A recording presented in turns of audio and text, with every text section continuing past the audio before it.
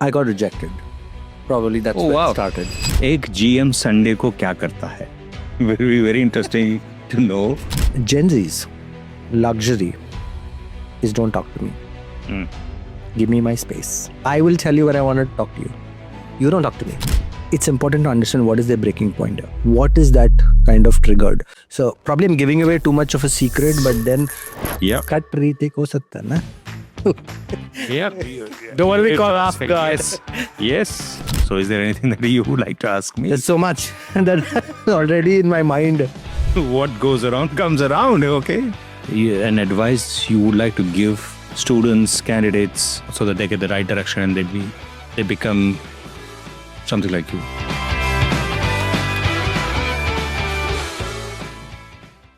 It's really exciting when you plan your vacation or when you talk about a 5-star hotel, Taj, Oberoi, Marriott.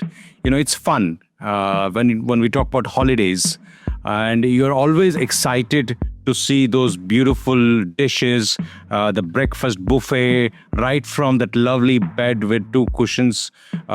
It's amazing. And as I'm talking also, I can imagine myself as if I'm there. But what makes those things happen?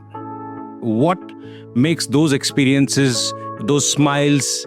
It's the hearts or the people behind the scenes. It's the people who make it happen. So it's those hearts, that make a difference. So we want to take you to the hearts of the hospitality industry. And today we have a bigger heart present. His name is Mr. Kiran Muniraj, who is the general manager of 4 Points by Sheraton, with us in our studio. Over to Kiran. Thank you so much, and thank you for kind of detailing the details that we look into before anybody walks in. 90% is not good enough is how hotels normally operate. But then how does all this come together? It's like a clockwork. A whole bunch of people, whole lot of training, whole lot of precision, whole lot of bashing, and then throwing in that smile to say, welcome.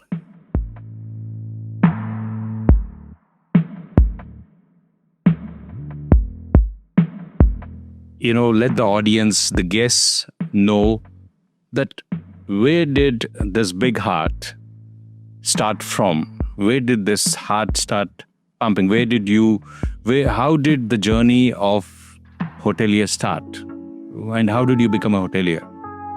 I got rejected. Probably that's where it started. So it means that if you have to be a general manager, you have to be rejected. Yeah? You got that? Okay, that's point number 1. Yeah. It's also true that you need to learn how to accept rejections and look at how to go ahead. As a general manager, we face this not just with our stakeholders, it's also our junior associates. When we kind of design a uniform, give it to them, they say, I don't like it. So I think rejection is just the right way to start off becoming a general manager. So very, very rightly said. I would also say, Thomas Alva Edison, he made light bulb and he rejected around 2000 bulbs before the real bulb came into picture. I think that's what you mean. But I take that point, which we'll take it further. So rejection is an important piece, which we'd like to discuss further.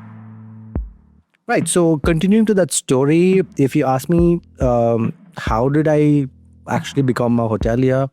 One, I was too excited with a parade of people that I was looking at in college. So I did my 11th and 12th at Christ College, and then I looked at parade of people running in saying, say on probably Tuesdays, they were in the chef coats, Wednesdays, they're in their fancy jacket, 2-piece, 3-piece, and Fridays, they're in their waistcoats, bow tie. I was like, that's something fancy, and that always kind of did excite me.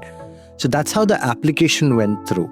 And the psychometric test clearly said, I'm a misfit. Wow. Very interesting, Okay.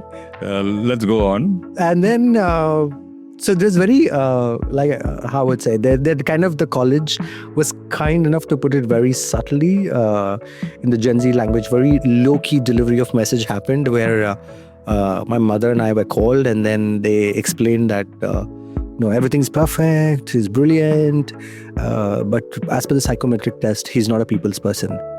he cannot handle social pressures or gatherings or talking to people. So even if in case he gets into the hotel management, we don't see him either finishing the course or staying in hotels, was the statement made. And then, yeah, we left college getting rejected. Wow. I'll consider this as a failure on the test and rejection from a perspective that you are judged as somebody who cannot handle people. And today we are talking to a general manager of 4 Points by Sheraton. I just want to remind everybody again, and one of the best hotels in Navi Mumbai, if you ever have not been there. But yeah, let's go into the story. This is really nice. Then probably it is that moment, usually when you are under immense pressure, there is a turning point. And that was the moment when I said, no, I'll have to do it. So I think I still carry that kind of a character where I keep telling my team, when somebody says it's not possible, I want to make it possible. So probably it did trigger there. When we did ponder over it, we had chat. My mom said, you have so many more options. She clearly knew I was an IT geek. I wanted to become a software engineer. So she said, why not? I said, no. Now I want to be a hotelier. Now I would want to do this. And then we did connect back to college and understand a little bit more on what is the gap. Then they basically said his social battery is very low. He's an introvert. He cannot talk to people. And which is where I took it as a challenge, saying, I'm going to work hard. And I also spoke to a couple of my friends who were into,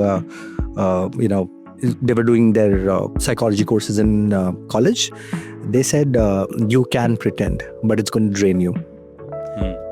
And it still stays true till date. What you see, sometimes I have to recharge my social battery and come back. But then the message is, rejection is not an option if somebody wants to try. So it really makes sense that if you have rejections and you are determined to reach to a certain level, it takes a lot of effort. It takes a lot of courage. And to stay in that courage, it definitely does drain out. But your determination or a drive that keeps you there, I think that makes a difference. Is this what I understand from you? And it's hats off. I compliment that part because I can only relate and understand when you're trying to explain yourself. And I would relate it to a hotel lobby and arrival experience. Sometimes when it's late in the night and you have to arrive, you welcome a VIP and your team is standing and half of them are drained out and there are beautiful smiles, correct? And the best part, I picked up front office. Wow. Of all the departments, I could have picked up kitchen, I could have picked up probably other departments which did not have interface. But then for me, it was heads on. I had to face what was feared. And then it does take a lot of effort, but then probably I can confidently say you would be able to do it if you want to do it. And I don't think anybody else could hold back from what you want to do. And fun fact, there are only 2 hoteliers of my classmates left in hotels, and the other 60, 70 plus are not in hotels anymore. And out of the 2, I am one of them. Interesting. So I believe you also your hometown was which place? So I am from Bangalore. That's what home's been, and that's where I study. So generally people from South, since that's an IT hub, and a general persona or perception is, okay, IT, but a hotelier coming in, you also travel abroad, you were in Dubai as well. So would love to know more about that part of the story as well. I think it's in the DNA and the air in Bangalore. So probably I was very careful when I chose my 11th and 12th. So in Bangalore, you can choose 4 subjects that you could study. So the intent of my parents were for me to do stereotypical commerce, MBA, international MBA kind of a direction. So I chose commerce and accounts to keep them happy. But then I picked up math and stats along with it to make sure that I can turn around and become a software engineer. So interesting. So rejection, now software engineer coming from Bangalore, going to Dubai. Now, how do you see yourself looking back as a hotelier? What has it given to you? Or when you look back, if there is a thankfulness, how would you describe it, or what would you say? And what would you advise people who are going through similar scenario in their lives? You have a lot of kids today who are confused what to do. They have an interest, and tomorrow when you say hotel management, hotels, so what should they do? One thing that's worked for me, and I kind of give that message to any associate or some of my friends when they kind of hit a point where you feel it's absolutely kind of a dead end in most cases. My only message is this too shall pass. And when you look back, last week, probably you felt something that's the end of it. I have nothing else to do, or you feel you have hit a point of no return. But then a week later, it was inconsequential. And that has been something that I have figured, where it could be a guest who threatened me back in Delhi to a bunch of associates who wanted to kind of protest because I had a new way of operating a process. Or it could be somebody at home saying, why does it take 2 o'clock or 3 o'clock for you to come back home when your hotel majorly shuts at 11 o'clock?